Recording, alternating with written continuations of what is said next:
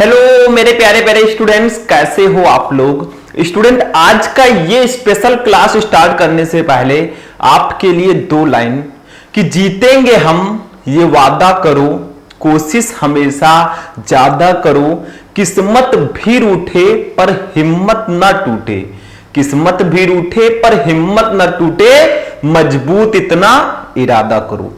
Student, ये special line इसलिए है क्योंकि आज का ये क्लास भी बहुत ज्यादा स्पेशल है। आज के इस वीडियो में मैं आपके लिए लेकर आया हूं क्लास 12 इंग्लिश के चैप्टर 1 से लेकर चैप्टर 3 तक जितने भी मोस्ट इंपॉर्टेंट क्वेश्चन हैं सबको आज के इस वीडियो में हम पढ़ेंगे। आपने पढ़ना स्टार्ट किया है या ना किया हो, फिर भी आपको ये वीडियो शुरू से लेकर लास्ट तक देखना है क्योंकि इस वीडियो में हम चैप्टर 1 से लेकर चैप्टर 3 तक के क्वेश्चंस को कवर करेंगे। क्वेश्चन कितने होंगे टोटल, मैं आपको 11 क्वेश्चन इस वीडियो में बताऊंगा, यानी कि चैप्टर 1 से लेकर चैप्टर 3 तक टोटल 11 ऐसे मोस्ट इंपॉर्टेंट क्वेश्चन हैं जो बहुत ही ज्यादा इंपॉर्टेंट हैं। और इस वीडियो में मैं जो क्वेश्चन बताऊंगा उसका आंसर विथ हिंदी मीनिंग में आपको समझाऊंगा ताकि आपको बहुत अच्छे से समझ में आ सके, क्योंकि चैप्टर 1 से चैप्टर 3 तक के जो क्वेश्चन होते हैं यही सबसे ज्यादा इंपॉर्टेंट क्वेश्चन होते हैं आपके बोर्ड एग्जाम के लिए, तो इनको जानना जरूरी है। तो चलिए स्टार्ट करते हैं, टाइम वेस्ट नहीं करेंगे। Class 12 English 2025 11 most important question chapter 1 to chapter 3। चलिए स्टार्ट करते हैं। स्टूडेंट, क्वेश्चन पढ़ने से पहले सबसे पहले हमें यह जानना होगा कि आखिर हम किस किस चैप्टर के क्वेश्चंस को पढ़ेंगे, चैप्टर का नाम क्या है। तो देखो, सबसे पहला जो हमारा फर्स्ट चैप्टर है उसका नाम है द लास्ट लेसन। अब बहुत सारे स्टूडेंट कहेंगे sir ji the last lesson chapter हमारा फर्स्ट है। देखो, ये चैप्टर का नाम है और नाम में कुछ नहीं रखा होता। जिसका नाम दीपक है वो कई लोगों को अंधेरे में घुमा रहा है, जिसका नाम राजा है बेचारा गरीबी झेल रहा है, तो नाम में कुछ नहीं रखा है, मेन तो हमारा चैप्टर है। तो सबसे पहला चैप्टर होगा द लास्ट लेसन, उसके चैप्टर के क्वेश्चन को पढ़ेंगे। फिर दूसरा चैप्टर हमारा लॉस्ट स्प्रिंग, उस चैप्टर के क्वेश्चन को पढ़ेंगे। फिर तीसरा चैप्टर है डीप वाटर, इस चैप्टर के क्वेश्चन को पढ़ेंगे। Total 3 chapter.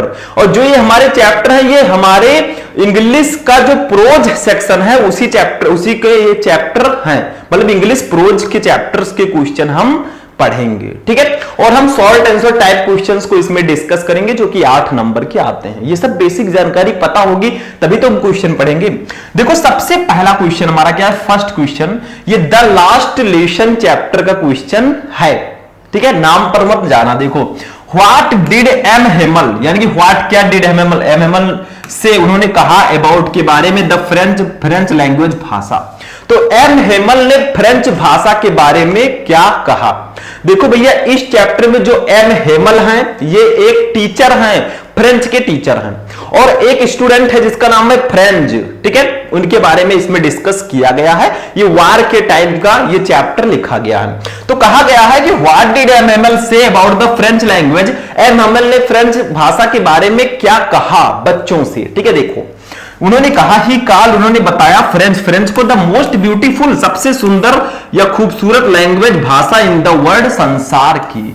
तो उन्होंने फ्रेंच को दुनिया की सबसे खूबसूरत भाषा कहा, क्योंकि वो फ्रेंच पढ़ाते थे, शायद उनकी राष्ट्रभाषा भी फ्रेंच रही हो, लेकिन हमारी राष्ट्रभाषा हिंदी है तो हम लोग हिंदी को बहुत खूबसूरत बताएंगे, ठीक है। क्योंकि जो हमारी है हम उसको खूबसूरत बताएंगे। हम भारत में रहने वाले हैं तो हम इंडिया को ही सबसे अच्छा देश बताएंगे क्योंकि हम इंडियन हैं, ठीक है। तो अपना अपना देश सबको अच्छा लगता है। तो he called French the most beautiful language in the world, उन्होंने फ्रेंच भाषा को दुनिया की सबसे खूबसूरत भाषा कहा, ठीक है। आगे देखो, ही सेड, उन्होंने कहा दैट कि इट वाज, ये था द क्लियरेस्ट, सबसे स्पष्ट एंड मोस्ट लॉजिकल, और सबसे तार्किक लैंग्वेज भाषा। और इतना ही नहीं, उन्होंने ये भी बताया कि यह दुनिया की सबसे स्पष्ट और सबसे तार्किक भाषा है। मतलब तारीफ पे तारीफ करते चले गए, ठीक है। तो क्वेश्चन आपका था what did M Hamel say about the French language, M Hamel ने फ्रेंच भाषा के बारे में क्या बताया। तो he called French the most beautiful language in the world, उन्होंने फ्रेंच को दुनिया की सबसे खूबसूरत भाषा कहा। He said that it was the clearest and the most logical language, उन्होंने इसको सबसे स्पष्ट और सबसे तार्किक भाषा भी कहा। मतलब तारीफ पे तारीफ किए जा रहे हैं, ठीक है, इनकी भाषा है वो, उसके टीचर हैं वो तो करेंगे ही करेंगे। दूसरा क्वेश्चन देखते हैं, सेकंड क्वेश्चन इसी चैप्टर से है। देखो क्वेश्चन है व्हाट, क्या हैड बीन पुट अप लगाया गया था on the bulletin board, bulletin board पर, यानी कि बुलेटिन बोर्ड पर क्या लगाया गया था। बुलेटिन बोर्ड का हिंदी होता है सूचना पट्ट। सूचना पट्ट क्या होता है, जिसपे सूचनाएं लिखते हैं। पहले क्या होता था कि स्कूल में एक सूचना पट्ट लगा होता था, जो भी छुट्टी या कुछ भी उनको देना होता था उस सूचना पट्ट पे लिख दिया जाता था, वही लिखा गया है what had been put up on the bulletin board, सूचना पट्ट पर क्या लगाया गया था। तो देखो आंसर इसका, एन ऑर्डर एक आदेश फ्रॉम से बर्लिन, जो कि बर्लिन से आया था, हैड बीन पुट ऑन वो लगाया गया था the bulletin board, bulletin board पर। तो बर्लिन से आए एक आदेश को बुलेटिन बोर्ड पे लगाया गया था, मतलब बर्लिन से एक आदेश आया था उसी को बुलेटिन बोर्ड पे लगा दिया गया था, ठीक है।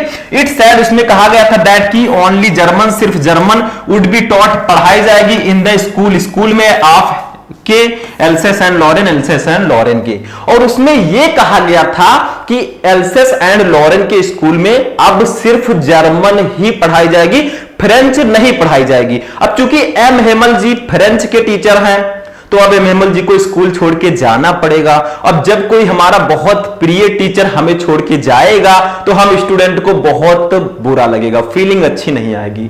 मान लीजिए आप लोग पढ़ाई करते हैं, कोई टीचर जो बहुत अच्छा है, जिसको आप बहुत पसंद करते हैं, वो स्कूल छोड़ के जाने लगे तो आपको अच्छा नहीं लगेगा, तो अभी ये जाएंगे, ठीक है। आगे देखिए Lorraine, the teaching of French, French की पढ़ाई हैड टू बी स्टॉप, रोक दी जाएगी या रोकनी पड़ी, तो फ्रेंच की पढ़ाई रोक दी जाएगी, क्योंकि सिर्फ जर्मन ही पढ़ाया जाएगा तो फ्रेंच की पढ़ाई रोक दी जाएगी। तो जब फ्रेंच पढ़ाया नहीं जाएगा तो फ्रेंच के टीचर रहेंगे क्यों, तो एम हेमल जी अब चले जाएंगे। तो क्वेश्चन आपका था, यही लगाया गया था बुलेटिन बोर्ड पे, what had been put up on the bulletin board, bulletin board यानी कि सूचना पट्ट पर क्या लगाया गया था। तो an order from Berlin had been put up on the bulletin board, Berlin से आए एक आदेश को बुलेटिन बोर्ड पे लगाया गया था। इट सेड उसमें कहा गया था दैट की only German would be taught in the schools of Alsace and Lorraine, यानी कि एल्सेस एंड लॉरेन के स्कूल में सिर्फ जर्मन ही पढ़ाई जाएगी। The teaching of French had to be stopped, और फ्रेंच की पढ़ाई रोक दी जाएगी। बस हो गया, इतना सा लगाया गया था। चलिए नेक्स्ट क्वेश्चन देखते हैं, क्वेश्चन नंबर 3। अब देखिए स्टूडेंट, हमारा जो नेक्स्ट क्वेश्चन है वो भी इसी चैप्टर से होगा। अब देखिए यहां पे एम हेमल जी स्कूल छोड़ के जा रहे हैं, तो जो स्टूडेंट हैं उनको बहुत बुरा लगेगा। उसी स्टूडेंट में से एक स्टूडेंट है फ्रेंच, ठीक है। तो देखो क्वेश्चन क्या है, हाउ कैसे डिड फ्रेंच, फ्रेंच की फीलिंग भावनाएं अबाउट के बारे में एम हेमल एंड और स्कूल, स्कूल के चेंज बदल गई। तो फ्रेंच की एम हेमल और स्कूल के बारे में भावनाएं कैसे बदल गई।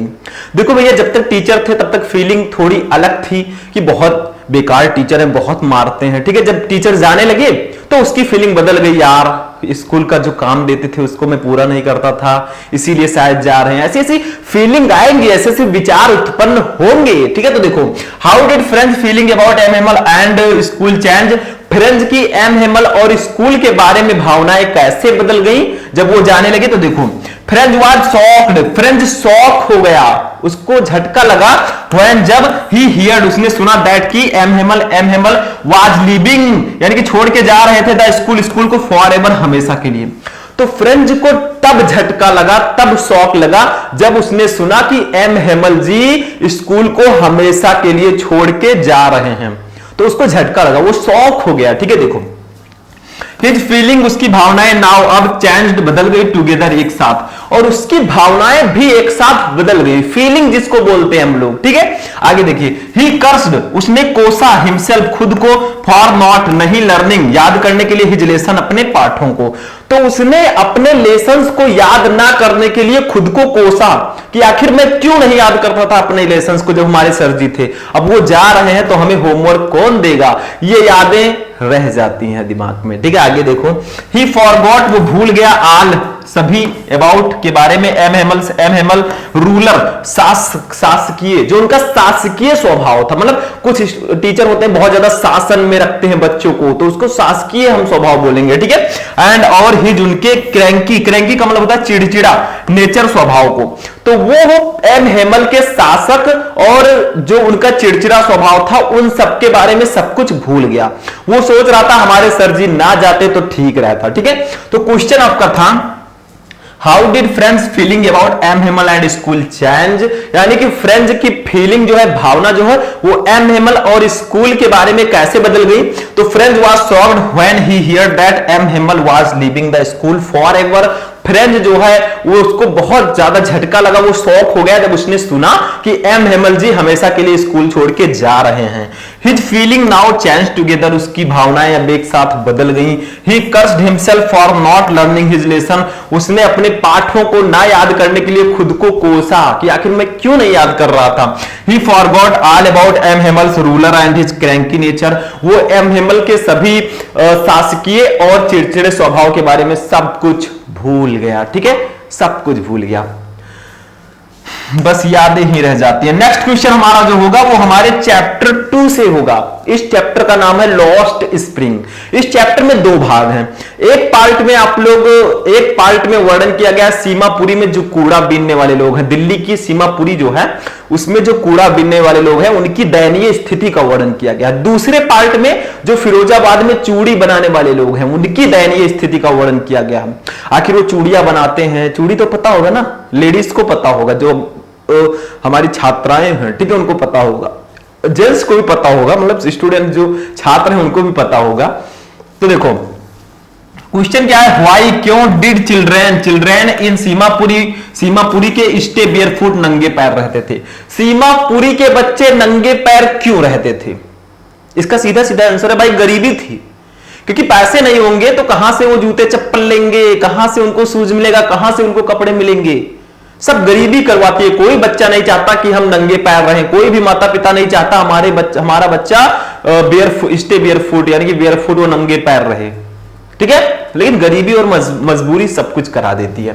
तो देखो क्या है, द लैक ऑफ मनी, कमी ऑफ मनी, पैसे की इज वैलिड एक्सप्लेनेशन, वो वैध स्पष्टीकरण है। यानी कि सबसे बड़ा जो कारण है वो पैसे की कमी है, पैसे की कमी इसका वैध स्पष्टीकरण है। चिल्ड्रेन, बच्चे लाइक साहेब जैसे कांट अफोर्ड, वो अफोर्ड नहीं कर सकते शूज, जूते को। तो साहेब जैसे बच्चे जूते नहीं खरीद सकते क्योंकि उसके पास पैसा नहीं है। व्हेन, जब साहेब को गेट्स मिलते हैं ये पेयर्स ऑफ शूज, एक जोड़ी जूते ही बियर्स, वो पहन लेता है। और जब साहेब को एक जोड़ी जूते दिए जाते हैं तब वो पहन लेता है। अब साहेब इनका नाम है तो इसका मतलब ये साहेब नहीं है कोई डीएम एसडीएम है, ये भी गरीब है, ठीक है, कूड़ा बीनने वाले लोगों में से हम। आगे देखिए, वन एक्सप्लेनेशन, एक स्पष्टीकरण, इज दैट, ये है कि इट हैज बिकम, ये बन गया है, ये ट्रेडिशन, एक परंपरा, फॉर देम, उनके लिए, टू स्टे बेयरफुट, नंगे पैर रहना। और एक स्पष्टीकरण ये भी है कि उन बच्चों के लिए नंगे पैर रहना एक परंपरा बन गई है। मतलब गरीबी के कारण वो हमेशा से ही नंगे पैर रहते हैं, वो एक परंपरा सी बन गई है, ऐसा प्रतीत हो रहा है, ठीक है। बट लेकिन द राइटर डाउट्स इट, लेकिन लेखक इस पर संदेह करता है।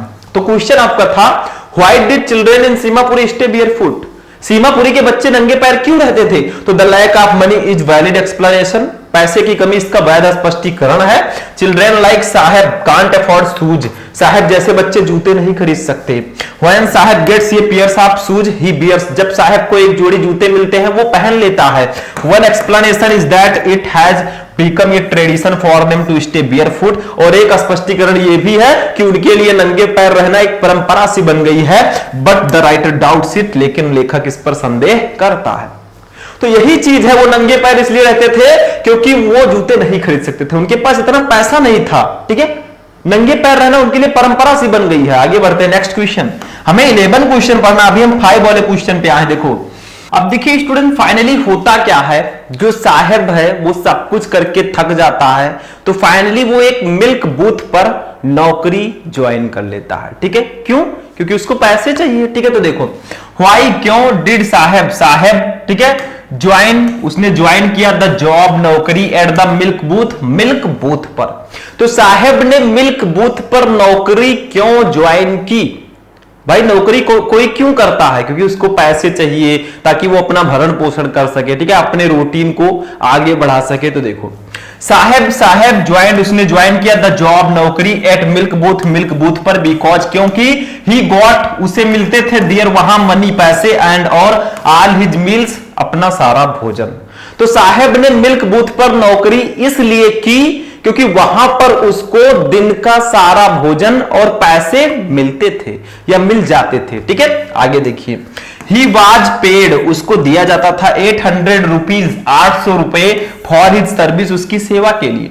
तो उसको उसकी नौकरी के लिए 800 रुपए भी दिए जाते थे मंथली, ठीक है। तो वही कहा गया है, क्वेश्चन आपका था कि व्हाई डिड साहब join the job at the milk booth, साहब ने मिल्क बूथ पर नौकरी क्यों ज्वाइन किया? तो साहब join the job eight milk booth because he got their money and all his meals, साहब ने मिल्क बूथ पर नौकरी इसलिए की क्योंकि उसको वहां पैसे और दिन का सारा भोजन मिल जाता था, ठीक है। He was paid 800 rupees for his service, और उसको उसकी सेवा के लिए 800 रुपए भी दिए जाते थे। देखो यहां पे क्वेश्चन नंबर 6 लिखा है, आपने ध्यान नहीं दिया होगा, जबकि क्वेश्चन 5 होना चाहिए। नंबरिंग में प्रॉब्लम है तो नंबर में क्या रखा है हमें क्वेश्चन समझना है। नेक्स्ट क्वेश्चन पे हम लोग चलते हैं, क्वेश्चन नंबर 7। देखो व्हाट डज क्या मुकेश वांट टू बीकम, बनना चाहता था इन लाइफ, जीवन में। तो मुकेश अपने जीवन में क्या बनना चाहता था? देखो मैंने बताया था इस लेसन के 2 पार्ट हैं। एक तो आपका है कि नंबर 1 जो पार्ट है उसमें आपको दिल्ली के सीमापुरी में जो कूड़ा बीनने वाले लोग हैं उनकी स्थिति को बताया गया है। दूसरे पार्ट में फिरोजाबाद में जो चूड़ी बनाने वाले लोग हैं उनकी स्थिति को बताया गया। तो मुकेश जो है ये चूड़ी बनाने वाले परिवार से संबंध रखता है, ठीक है। तो देखो what does Mukesh want to become in life, Mukesh अपने जीवन में क्या बनना चाहता था? अब देखो अगर उसकी फैमिली चूड़ी बनाने का काम कर रही है तो उसकी फैमिली भी सोचेगी कि हमारा बच्चा चूड़ी बनाने का काम ही करे, तो वो नहीं करना चाहता था मुकेश। देखो मुकेश बिलोंग, संबंध रखता है टू द फैमिली, उस परिवार से। आप बैंगल मेकर्स, चूड़ी बनाने वाले लोगों को के इन फिरोजाबाद के, ठीक है। तो मुकेश फिरोजाबाद के चूड़ी बनाने वाले परिवार से संबंध रखता है, वो वहीं का है, ठीक है। वेयर, जहां ईच फैमिली, हर एक परिवार इज इंगेज्ड, लगा हुआ इन बैंगल मेकिंग, चूड़ी बनाने में। जहां का हर एक परिवार चूड़ी बनाने के काम में लगा हुआ है, क्योंकि चूड़ियां फिरोजाबाद से ही आती हैं और चूड़ी क्या होती है आप सबको पता ही होगा, ठीक है। तो मुकेश जो है फिरोजाबाद के चूड़ी बनाने वाले परिवार से संबंध रखता है, वहां का हर एक परिवार चूड़ी बनाने के काम में लगा हुआ है, ठीक है। दे लिव वे रहते हैं इन हाफ बिल्ट हट्स, यानी कि आधी बनी हुई झोपड़ियों में, ठीक है। एंड और स्टिंकी लैंड्स, और वहां पे जो बदबूदार गलियां होती हैं उसी में वो रहता है, ठीक है। तो वे जो है आधी बनी झोपड़ियों में और बदबूदार गलियों में रहते हैं, मतलब वहां पे साफ सफाई नहीं है, बहुत अच्छा घर नहीं बना है, जैसे आप लोगों को पूरी सुविधा मिल रही है पढ़ो, ऐसा सबके पास नहीं होता है, ठीक है। आगे देखो, ऑन आस्किंग, पूछे जाने पर मुकेश सेज कहता है I will be a motor mechanic, मैं एक मोटर मैकेनिक बनूंगा। तो पूछे जाने पर मुकेश कहता है मैं एक मोटर मैकेनिक बनूंगा, ठीक है, जो मैकेनिक होते हैं गाड़ियां बनाते हैं, ठीक है। आई विल लर्न, मैं सीखूंगा टू ड्राइव ए कार चलाना, और मैं कार चलाना सीखूंगा, मैं ड्राइवर बनूंगा, ठीक है। 10 इस प्रकार he wants to become his own master, वो खुद का मालिक बनना चाहता है। इस प्रकार वो खुद का मालिक बनना चाहता है। दूसरों के नौकरी करने से क्या फायदा, खुद का मालिक बनो, ठीक है।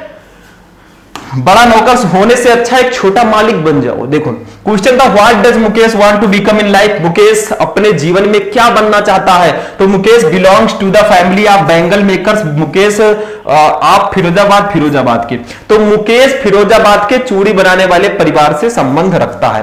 Where each family is engaged in bangle making, जहां का हर एक परिवार चूड़ी बनाने के काम में लगा हुआ है, ठीक है। They live in half built huts and stinky lands, वे आधी बनी झोपड़ी और बदबूदार गलियों में रहते हैं। ऑन आस्किंग मुकेश सेज, वो पूछे जाने पर मुकेश कहता है I will be a motor mechanic, मैं एक मोटर मैकेनिक बनूंगा। I will learn to drive a car, मैं कार चलाना सीखूंगा। 10 he wants to be his own master, इस प्रकार वो खुद का मालिक बनना चाहता है। बस हो गया, ये क्वेश्चन भी हो गया। अब हम लोग चलेंगे नेक्स्ट क्वेश्चन की ओर। चलिए देखते हैं।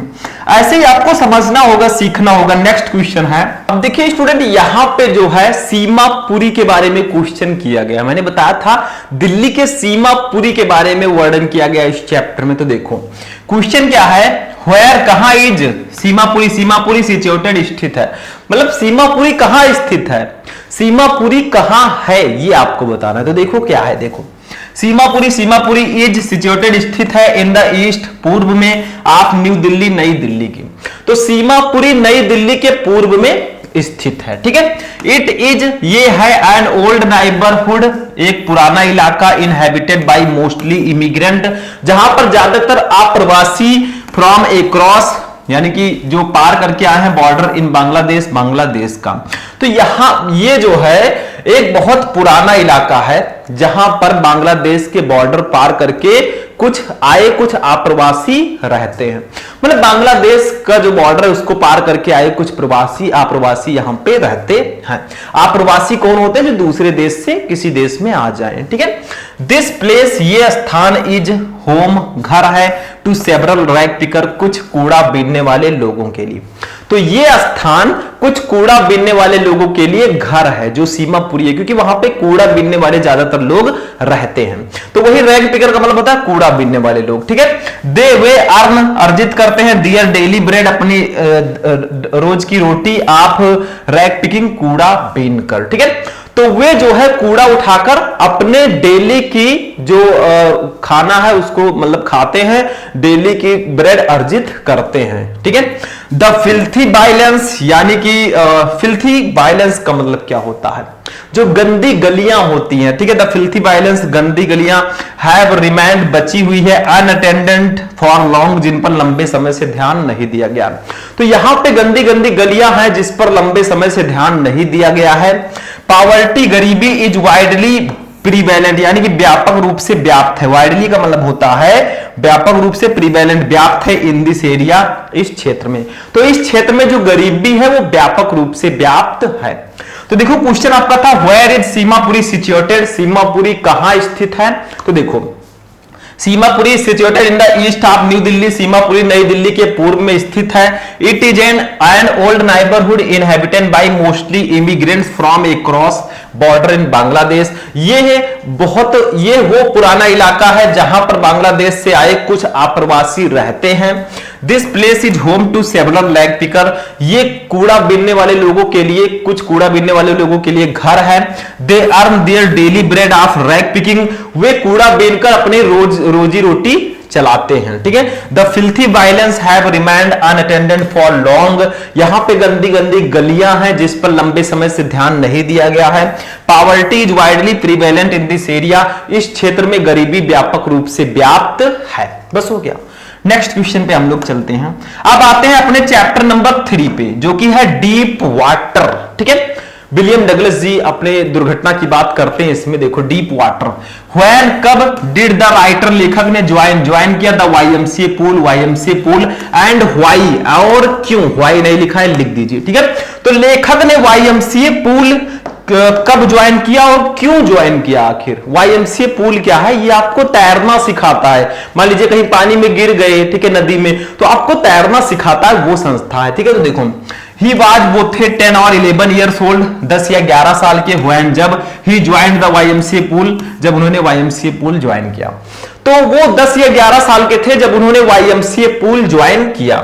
इट ऑफर्ड, ये प्रदान करता है, एन अपॉर्चुनिटी, एक अवसर, टू लर्न टू स्विम, यानी कि तैरना सीखने के लिए। तो ये तैरना सीखने के लिए एक अवसर प्रदान करता है हमको, ठीक है, वाईएमसीए पूल। तो क्वेश्चन था when did the writer join the YMCA pool and why, यानी कि लेखक ने वाईएमसीए पूल कब ज्वाइन किया और क्यों ज्वाइन किया। तो ही वाज 10 और 11 years old when he join the YMCA pool, यानी कि जब वो 10 या 11 साल के थे तब उन्होंने वाईएमसीए पूल को ज्वाइन किया। It offered an opportunity to learn to swim, ये तैरना सीखने के लिए एक अवसर प्रदान करता है, ठीक। अभी इनके साथ दुर्घटना हुई थी तभी ये तैरना सीखना चाहते हैं, क्योंकि इनको किसी ने पानी में ढकेल दिया था, ठीक है। तो चलिए देखते हैं नेक्स्ट क्वेश्चन। अब देखिए स्टूडेंट, हमारा जो नेक्स्ट क्वेश्चन है ये भी इसी चैप्टर का क्वेश्चन है, और ये वही घटना है जिसके बाद डगलस जी ने वाईएमसीए पूल को ज्वाइन किया ताकि उनको तैरना आ सके। देखो क्वेश्चन क्या है, ध्यान से समझना। व्हाट क्या इज द मिस एडवेंचर, वो दुर्घटना दैट की विलियम डगलस स्पीक्स अबाउट के बारे में बताते हैं। तो वो कौन सी दुर्घटना है जिसके बारे में विलियम डगलस हमें बताते हैं, ठीक है, उनके साथ कौन सी दुर्घटना हुई थी। तो देखो डगलस गोएज जाते हैं टू द स्विमिंग पूल पर व्हेन, जब नो वन कोई नहीं, एल्स इज देयर वहां होता है। तो डगलस एक दिन स्विमिंग पूल पे जाते हैं जब वहां कोई नहीं होता है, ठीक है। आगे देखिए, ही सिट्स वो बैठते हैं, देयर वहां वेटिंग फॉर वेट करते हुए, समवन किसी के आने का, टू कम आने का। तो वो वहां पे किसी के आने का इंतजार करते हुए बैठते हैं, ठीक है। फिर होता क्या है, ये स्टाउटली बिल्ट एक हट्टा कट्टा बॉय लड़का कम्स आता है, देयर वहां एंड और थ्रोज हिम उनको फेंक देता है, इनटू डीप वाटर गहरे पानी में। तो जिसका इंतजार कर रहे थे वो तो नहीं आया, लेकिन एक हट्टा कट्टा लड़का आता है और उनको पानी में फेंक देता है, यानी कि ढकेल देता है, ठीक है। This is the miss adventure, ये वही दुर्घटना है। ही स्पीक्स अबाउट, जिसके बारे में वो बताते हैं, अबाउट बारे में, इन व्हिच जिसमें ही नैरवेली वो बाल एस्केप डेथ मृत्यु से बच जाते हैं। तो ये वही दुर्घटना है जिसके बारे में विलियम डगलस हमें बताते हैं, जिसमें वे बाल मृत्यु से बच जाते हैं, क्योंकि उनको तैरना आता नहीं था, किसी तरह वो बच जाते हैं। तो क्वेश्चन था कि what is the miss adventure that William Douglas speaks about, वो कौन सी दुर्घटना है जिसके बारे में विलियम डगलस हमें बताते हैं। तो कोई आंसर है, Douglas goes to the swimming pool when no one else is there. Douglas एक दिन स्विमिंग पूल पे जाते हैं जब वहां कोई नहीं होता है। He sits there waiting for someone to come, वे वहां पर किसी के आने का इंतजार करने के लिए बैठ जाते हैं। ये stoutly built boy comes there and throws him into deep water, एक हट्टा कट्टा लड़का वहां पे आता है, उनको पानी में फेंक देता है, ठीक है। This is the misadventure he speaks about, in which he narrowly escape death. और ये वही दुर्घटना है जिसके बारे में वो हमें बताते हैं, जिससे वे मृत्यु से बाल बच जाते हैं। बस हो गया, ये वही दुर्घटना, इसी के बाद वो तैरना सीखने लगते हैं। नेक्स्ट क्वेश्चन नंबर 11, ये हमारा लास्ट क्वेश्चन होगा। देखो, हाउ डीप, कितना गहरा वाज था द पूल, यानी कि पूल कितना गहरा था जिसमें वो बच्चा लड़का उनको ढकेल देता है, वो कितना गहरा था, ठीक है। How deep was the pool कितना गहरा था। What was there inside the water, और वहां पानी के अंदर क्या था। तो पूल कितना गहरा था और पानी के अंदर क्या था वो आपको बताना है। चलिए जानते हैं। डगलस बेंट डाउन, वो नीचे जाते हैं, टू द बॉटम, सतह पर, ऑफ 9 फीट डीप वाटर, गहरे पानी में, फॉर द फर्स्ट टाइम, पहली बार। तो डगलस जी पहली बार 9 फीट गहरे पानी के तलहटी में जाते हैं, पहली बार वे 9 फीट गहरे पानी की सतह में जाते हैं, पहली बार था। 9 फीट सीम्ड, प्रतीत होता है, टू हिम उनको, लाइक मोर देन 90 फीट, यानी कि लगभग 90 फीट के बराबर। तो 9 फीट उनको 90 फीट के बराबर लगता है, जब वो पानी में जाते हैं तो 9 फीट लगभग उनको 90 फीट सा प्रतीत होता है कि वो 90 फीट गहरे पानी में आ गए हैं, ठीक है। ही ग्रीव पैनिक की, वो बहुत ज्यादा घबरा जाते हैं, before he could touch the bottom, यानी कि बॉटम को टच करने से पहले हिज लंग्स, उनके जो फेफड़े हैं, बियर अबाउट टू फ्रस्ट, वो लगभग फटने वाले थे। ऐसा प्रतीत होता है कि बॉटम, जो पानी का बॉटम है, जो सतह है, उस पर वहां तक पहुंचने से पहले उनके फेफड़े ऐसा लगता था कि फट जाएंगे, फटने वाले थे, ठीक है। ही फेल्ट पैरालाइज, और उन्होंने खुद को ऐसा महसूस किया, उन्होंने खुद को पैरालाइज महसूस किया, मतलब उनको लगा कि लकवा मार गया उनको, ठीक है। पैरालाइज मतलब होता है लकवा मारना।